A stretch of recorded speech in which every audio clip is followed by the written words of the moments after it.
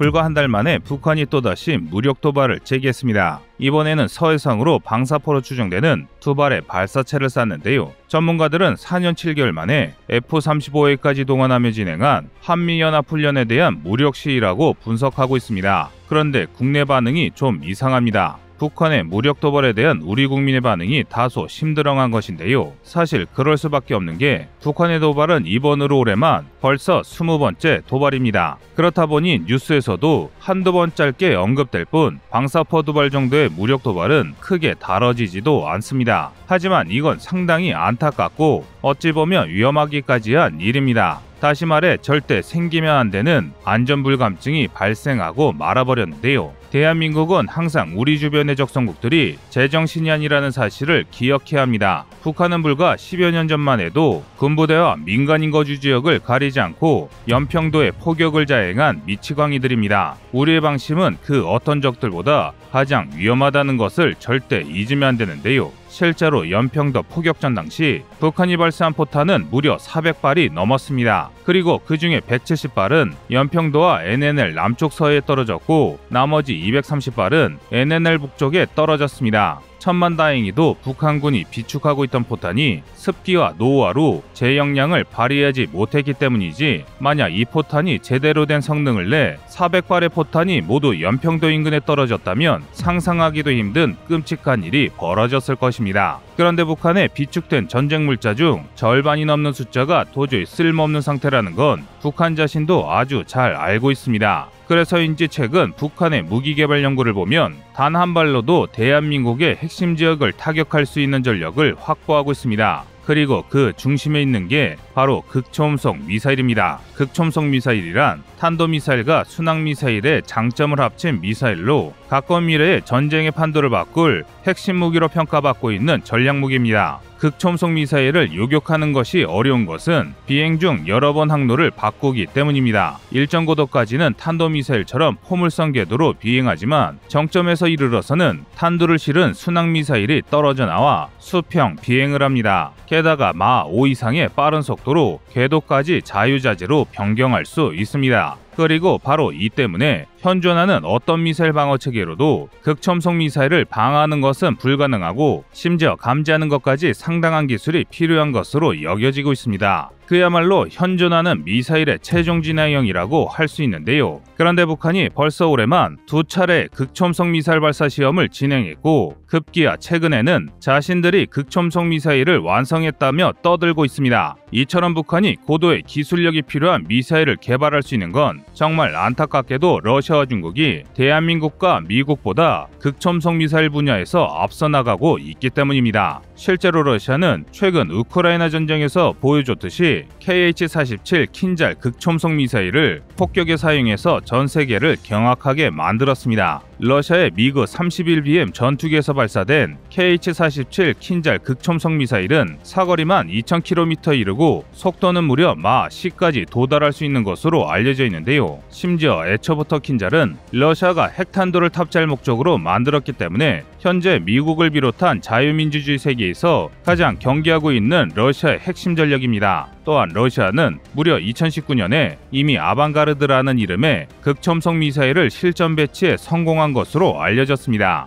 아직 실전에 사용된 적은 없지만 아방가르드는 시험 발사 때 6000km 떨어진 표적지를 정확히 타격했으며 당시 비행 속도가 무려 마 27까지 도달했는데요. 급기야 유리 보리소프 러시아 부총리가 실험 다음 날 절대로 요격할 수 없는 무적의 무기라고 자화자찬할 정도였습니다. 이에 다수의 군사 전문가들이 전 세계를 좌지우지하는 힘의 균형이 러시아를 향해 기울고 있다고 심각하게 경고했는데요. 그나마 현재 러시아가 우크라이나 전쟁에서 보여주는 것처럼 극초음속 미사일 같은 일부 비대칭 전력을 제외하고는 전쟁 수행 능력이 형편없다는 것이 다행이라면 다행인데요. 그런데 문제는 아직도 남았습니다. 바로 중국입니다. 같은 공산권 국가인데다 러시아와 서로 긴밀한 관계인 중국 또한 이미 극초음속 미사일의 실전 배치에 성공했기 때문입니다. 중국은 이미 2019년 말에 둥펑 17을 공개했고 이 미사일을 2020년부터 대만을 향해 배치한 것으로 알려졌는데요. 둥펑 17은 러시아와 다르게 지상에서 발사하는 탄도미사일 형태로 베이징에서 뉴욕까지 고작 2시간 만에 도착할 수 있는 마 10의 속도를 갖추고 있습니다.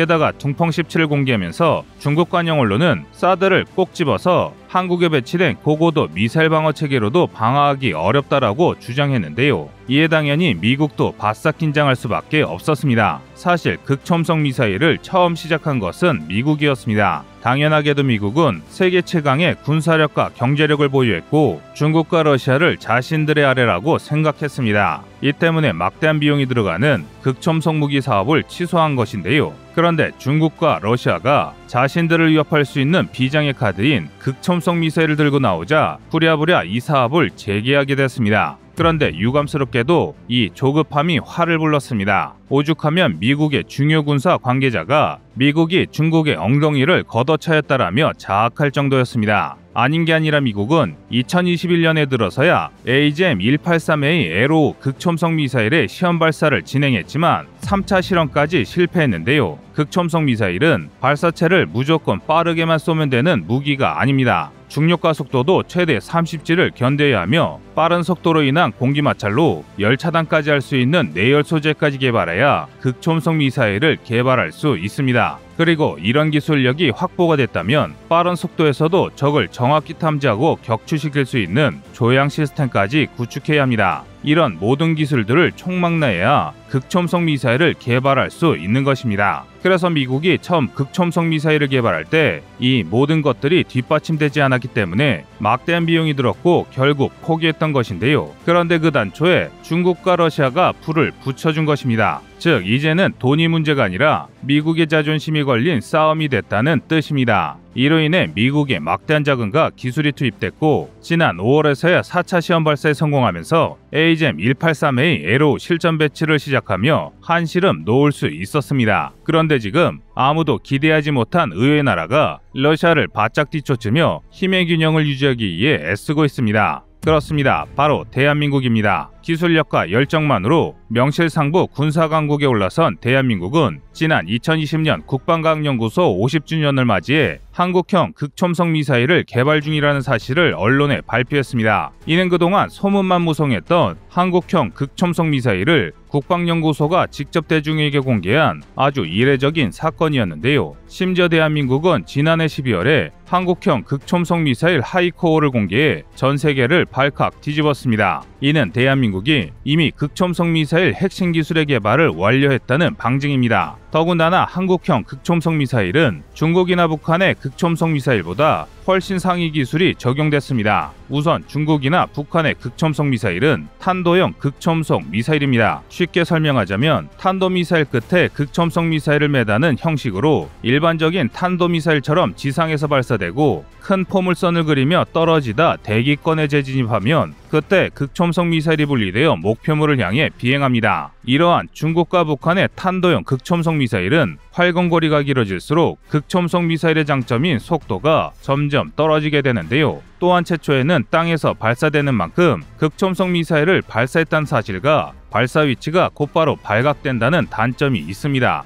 반면 대한민국의 순항형 극초음속 미사일은 전투기에 탑재하는 형태입니다. 이미 마하 이상의 고속으로 움직이는 전투기에서 극초음속 미사일을 발사할 수 있기 때문에 빠른 기동이 장점이고 또한 하늘에 직접 목표물을 향해 발사할 수 있어서 탄도형 극초음속 미사일보다 더 빨리 목표물을 타격할 수 있습니다. 실제로 과학기술정책연구원의 관계자는 한국형 극초음속 미사일에 대해 2~3분 이내에 북한 전역에 도달할 수 있다라며 한국에서 쏘는 만큼 기습 공격도 가능하다라고 전했는데요. 극비리에 전해지는 소식으로 우리 국방부는 KF-21에 한국형 극초음속 미사일을 탑재하는 기술을 연구 중이라고 알려져 있습니다. 이렇게 되면 이제 완성만을 목전에 둔 동북아시아 최강의 전투기에 중국이나 북한은 감히 막아볼 시도조차 못하는 극초음속 미사일을 경험하게 될 것인데요. 국내 군사 전문가들은 빠르면 2020년대 후반에 한국형 극초음속 미사일의 실전 배치가 이뤄질 것으로 보고 있습니다. 이 때문에 세계 열강들은 적성국들의 극초음속 미사일을 탐지하기 위한 여러 탐지 체계 개발에 박차를 가하고 있습니다. 실제로 미국은 극초음속 미사일을 잡아내기 위해 다름 아닌 열기구를 개발하고 있는데요. 열기구는 저궤도 위성보다 지상과 빠른 통신이 가능하고 가격은 비교할 수 없이 저렴하기 때문에 아주 효율적인 감시 체계가 될 수 있다고 미국 군사 전문가들은 보고 있습니다. 또 미국의 싱크탱크 전략국제문제연구소는 극초음속 미사일의 획기적인 대응 방안을 발표했습니다. 극초음속 미사일의 속도가 지나치게 빠르기 때문에 하늘에서 작은 입자에만 잘못 부딪혀도 심각한 기체 손상으로 이어져